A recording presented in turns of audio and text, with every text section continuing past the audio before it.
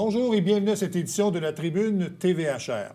Il y a quelques jours, on apprenait qu'il y avait une baisse de 50 % des dons acheminés à la Saint-Vincent-de-Paul. Pour nous en parler, j'ai invité le directeur général de la Saint-Vincent-de-Paul de Saint-Jean, M. Yann Labelle. Monsieur Labelle, bonjour. Bonjour. Comment expliquer cette situation? Parce que c'est quand même important comme baisse, là, 50 % Comment on explique ça? C'est pas des blagues, là. C'est quelque chose. Ça s'explique à l'usure du temps un peu avec la réalité économique. T'sais, peut-être que ça doit faire 5 ans. Moi, ça fait 4 ans que je suis là. Mettons, dans les 4 dernières années, ça s'effrite. Tous les dons en denrées parce que les prix, à chaque année, augmentent un peu, beaucoup. Puis là, on dirait qu'on voit pas la fin de la hausse des prix. Fait que les épiciers ils se trouvent des moyens pour pallier leur budget. Puis je comprends en tant que, tu sais, quand t'es entrepreneur, t'as des chiffres à respecter. C'est ça. Mais au bout de la ligne, mettons les applications de revente d'invendus, au lieu que ces invendus-là aillent dans les organismes, ils vont parmi le public, ils sont vendus, donc ce n'est plus des invendus. Mais là, après quelques jours que ça ne s'est pas comme vendu, on va les recevoir, mais la qualité est moindre, puis la quantité est beaucoup, beaucoup, beaucoup moins. Ouais. Et quelles sont les répercussions de ça? On achète plus. Fait qu'il faut pallier le budget. On a un comptoir vestimentaire qui nous amène beaucoup d'argent pour acheter de la nourriture, mais à un moment donné, il y a une certaine limite où peut-être qu'on va atteindre dans nos budgets. Moi, ma job, c'est justement de faire respecter ces budgets-là, mais de trouver des financements quand j'en ai pas, d'aller voir des fondations privées s'il faut. Trouver des solutions. Mon but, en tant que directeur de la Saint-Vincent-de-Paul de Saint-Jean, c'est je veux pas faire payer le bénéficiaire. Fait que là, ce qui arrivait, c'est qu'à la fin, on faisait des demi-distributions le mardi, des 3/4 le vendredi. On n'était pas pleinement satisfait de ce qu'on donnait. Fait que là, on a comme décidé de prendre le mettre dans l'autre distribution pour qu'on puisse avoir de quoi de plus généreux quand il part la fin de semaine. C'était ça à la base de la Saint-Vincent-de-Paul. Fait que... Mais c'est vraiment ça, il faut se réinventer. Oui. Ouais, exact. Parce que là, les distributions du mardi, est-ce que ces distributions-là seront abolies? C'est terminé, hein? Oui, terminé. Quand je suis arrivé là, il n'y en avait pas. Okay. Mais là, au début, on trouvait qu'on avait de l'abondance la première année. Fait qu'on a inventé ce concept-là d'en donner le mardi. On donnait du pain puis des desserts. Après ça, ça s'est ajouté quelques petites choses. À la fin, on est rendu avec une vraie distribution, mais c'est comme si on s'était fait prendre. On avait mis le bras dans l'engrenage. Fait que là, on veut toujours être plus généreux. C'est toujours ça, le don alimentaire. Tu veux toujours être plus généreux. Mais là, on trouvait que mardi, on avait les distributions alimentaires. Là, on fait déjà des épiceries que les bénéficiaires peuvent venir chercher à chaque 2 mois, le mercredi et le jeudi. Puis on fait la distribution du vendredi avant la fin de semaine. Celle-là, on trouvait ça important. Ce que ça faisait aussi, c'est que les gens venaient plus chercher leur panier d'épicerie. Donc, on perdait un peu contact avec eux. OK. S'asseoir avec eux, savoir s'ils ont besoin d'autres choses, s'ils ont besoin de vêtements. On est là pour ça. Fait qu'on perdait un peu un contact avec peut-être 30 ou 40 % de nos bénéficiaires qu'on voyait plus pendant les épiceries. Fait qu'on trouvait ça important. La proximité, il faut qu'elle revienne. Oui, exact. C'est ça. Bon, il y a une baisse des dons, mais il y a probablement aussi une hausse de la clientèle. La pauvreté est de plus en plus présente. Donc, ça augmente encore davantage la problématique de la situation. Oui, puis tu sais, c'est le même partout. C'est comme ça partout. C'est pas une hausse avec un grand pic de croissance. C'est vraiment une hausse constante. Chaque année, c'est différent. Il y a eu beaucoup de nouveaux arrivants les années précédentes. Là, on en a moins cette année. Là, c'est plus monsieur, madame, tout le monde, travailleurs, à bas revenus, parce que le visage de la pauvreté a changé, c'est ça. Personnes âgées, c'est inquiétant. Ouais. S'ils ne se trouvent pas de HLM, là, ça devient plus inquiétant au niveau de pallier leur budget à eux. Mais tu sais, on est là pour les aider. Le but ultime, c'est d'aider tous ceux qui ont besoin d'aide. Et nous, on aide ceux les plus pauvres de notre secteur. Puis Dieu sait que notre secteur est pauvre. Fait qu'on est là pour eux. Bon, vous avez parlé de financement. Ouais. Je pense qu'il faut expliquer aux gens, c'est qu'en raison de votre statut, je pense que vous n'avez pas de financement du gouvernement. Hein, exactement. C'est ça, hein? Ouais, on n'a pas le droit à ça. Parce que dans les lettres patentes de la Saint-Vincent-de-Paul, c'est un organisme qui est né dans les sous-sols d'église, donc église catholique. C'est resté dans les fondements.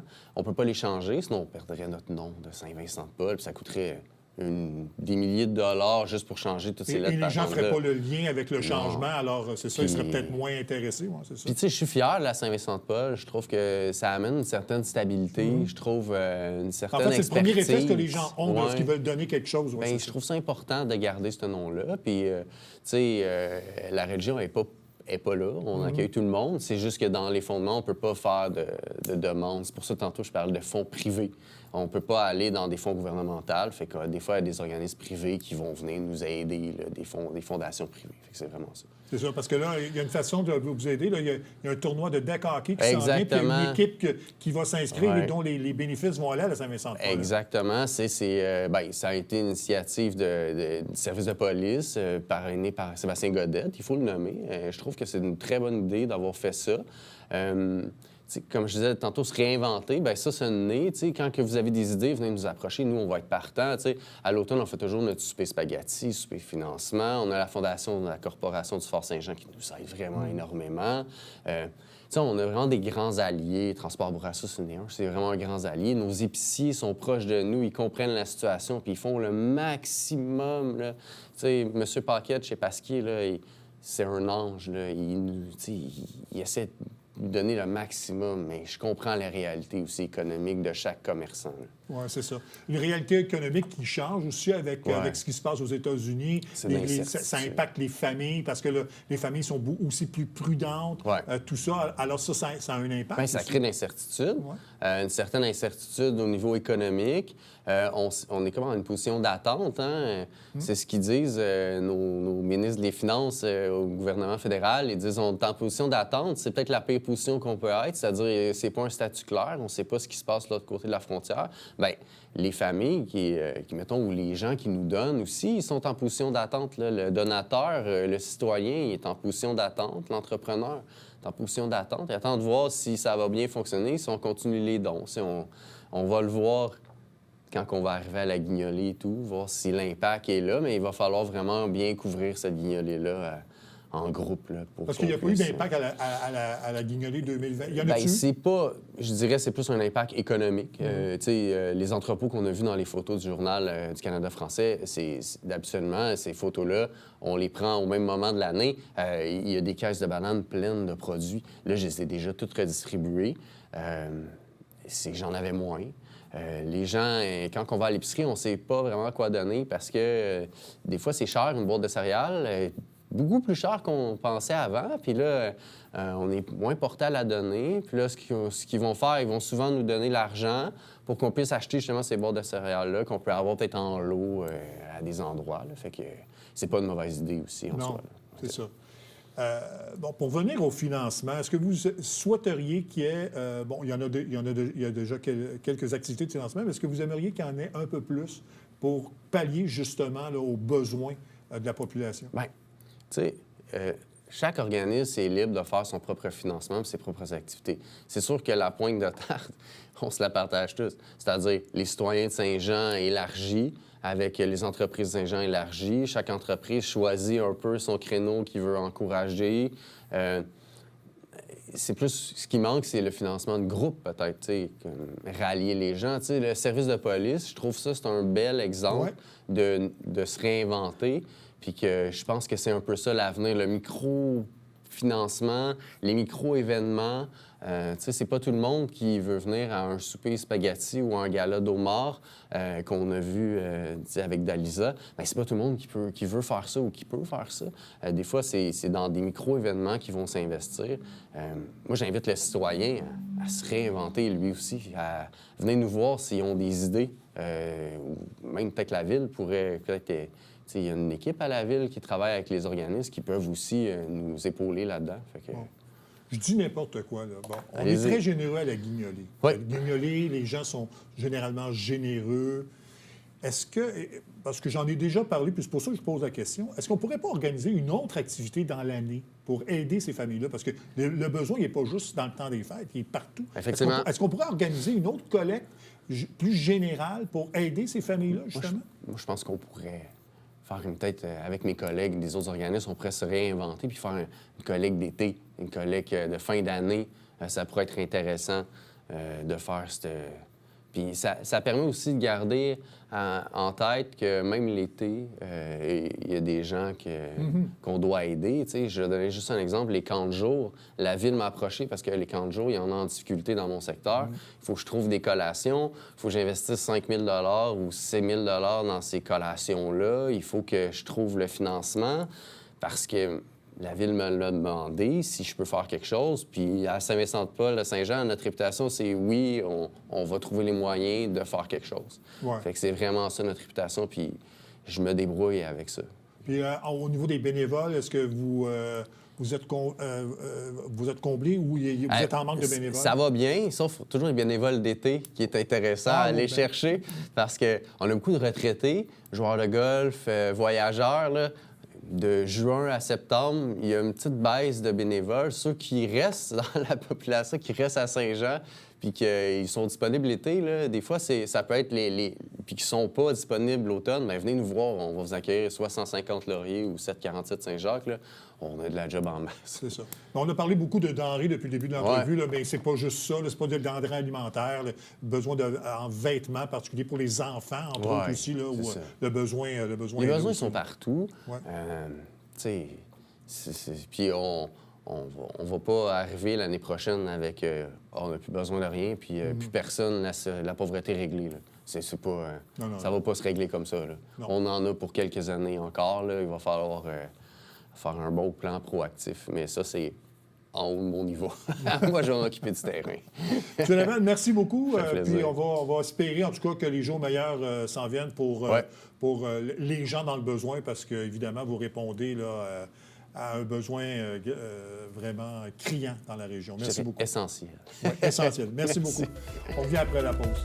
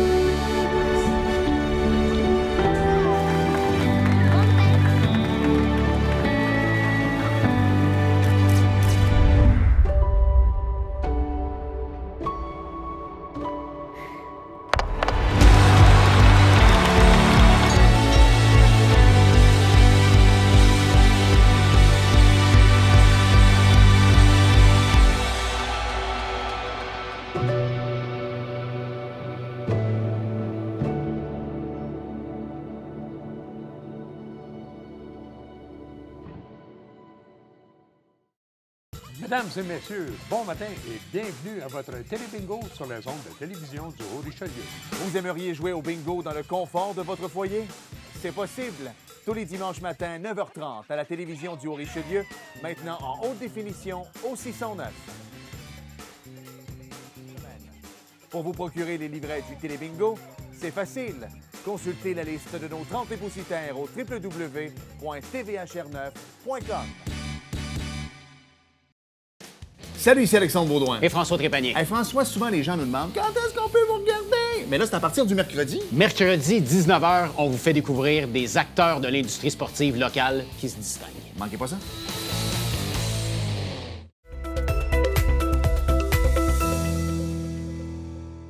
Au cours des derniers jours, on a procédé à l'inauguration de la nouvelle maison des aînés et alternatives de Carignan.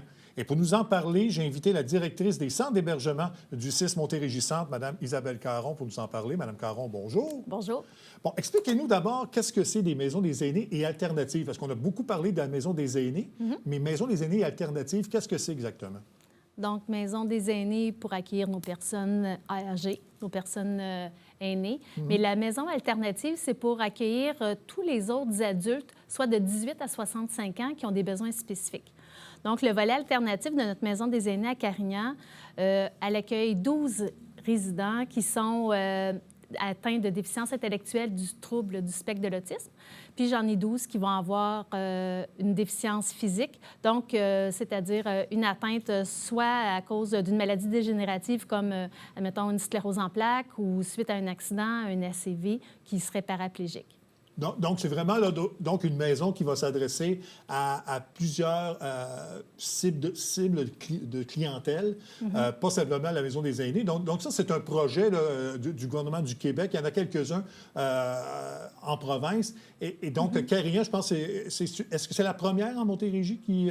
Non, c'est pas la première en Montérégie. Au 6 de la Montérégie-Centre, oui. Oui, OK. Mais en Montérégie, il y en a également une du côté du 6 de la Montérégie-Est du côté de Longueuil, puis il y en a une à l'ouest également. Bon. Mais dans notre territoire, c'est la première. C'est la première. Bon, parfait. Comment est venue l'idée, justement, d'inaugurer cette maison-là, en fait, d'en faire une maison à Carignan? Parce que je pense que les résidents, actuellement, là, étaient habités à Chambly. Et là, on les a déménagés, donc, dans cette nouvelle maison-là. Comment est né le projet, justement, d'installer cette maison des aînés alternatives à Carignan?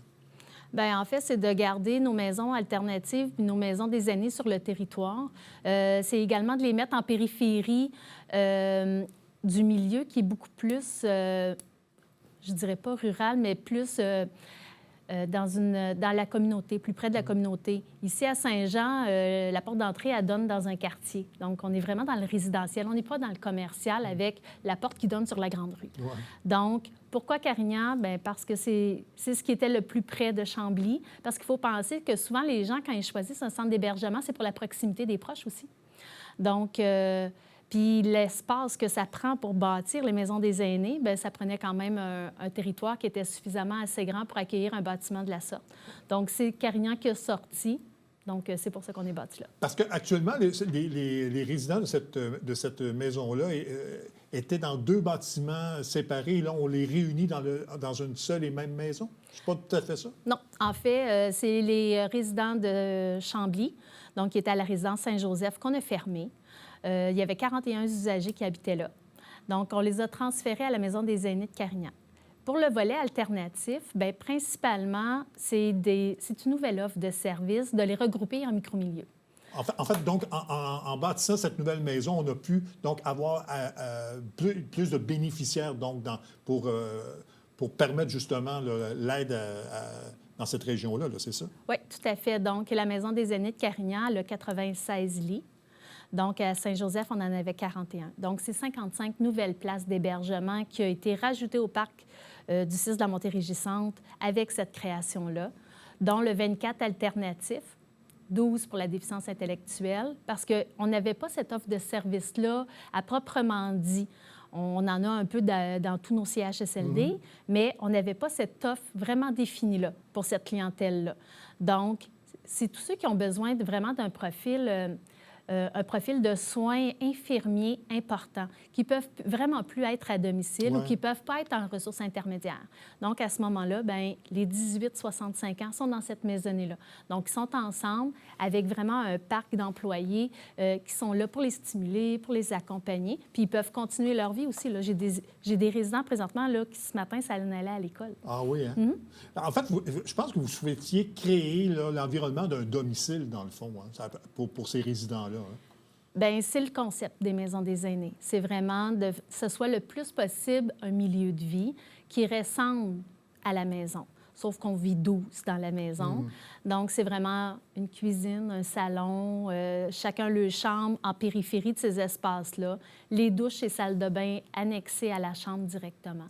Donc, c'est vraiment dans l'approche et dans cette philosophie-là que toutes les maisons des aînés du Québec ont été bâties. Bon, justement... Qu'est-ce qu'on peut retirer de l'expérience jusqu'à maintenant là, de ces maisons des aînés là, un peu partout au Québec? J'imagine qu'on a eu des échos de ça. Donc, comment vivent les résidents? Comment ils réagissent à ça, à ce nouvel environnement? Ils l'apprécient vraiment beaucoup. Ils ont des beaux espaces. Ils peuvent cuisiner, ils peuvent aider à cuisiner. On a beaucoup de proches qui viennent également pour cuisiner avec que ce soit leurs parents ou avec leurs conjoints. Ça aussi, c'est agréable. Ça lui fait des beaux espaces pour pouvoir évoluer. C'est la fenestration, c'est des bâtiments qui sont neufs. Donc, c'est sûr et certain qu'ils apprécient beaucoup. Mais en même temps, j'ai aussi des résidents qui sont très attachés à leur CHSLD puis qui sont bien également dans ces milieux-là. En fait, c'est qui donne les soins aussi qui fait la part des choses. Ouais. Mais ce qui va faciliter les choses, c'est que le personnel, de toute façon, se déplace. Donc, c'est le même personnel, ou à peu près, là, qui va travailler à cette maison des aînés. Donc, peut-être que les résidents vont être moins décontenancés par la situation. Nos résidents, les employés ont transféré avec les résidents en janvier dernier. Cependant, ça m'en prend beaucoup plus. Oui, oui, c'est sûr. Donc, c'est sûr. là, il y a des nouveaux employés qui continuent de rentrer, qui pour nous permettre d'ouvrir les nouvelles maisonnées là, à venir. Mais les résidents ont quand même une référence parce qu'ils connaissent des gens, ils ne partent pas dans l'inconnu là, nécessairement. Pour Carignan, ils ne partent pas de zéro. Non, c'est ça. Bon. Donc, ça va faciliter la qualité de vie. Peut-être expliquer un peu aux gens, là, on disait que on voulait recréer un peu là, l'ambiance d'un domicile, mais peut-être expliquer un peu aux gens, là, dans le quotidien, là, ce que les gens vont avoir comme service et soutien dans ces maisons des aînés alternatives. OK. Bien, dans une maison des aînés, en fait, là, les gens qui vont entrer là, c'est le même type de clientèle qui va rentrer en CHSLD. OK? Déjà, en partant, c'est la même affaire.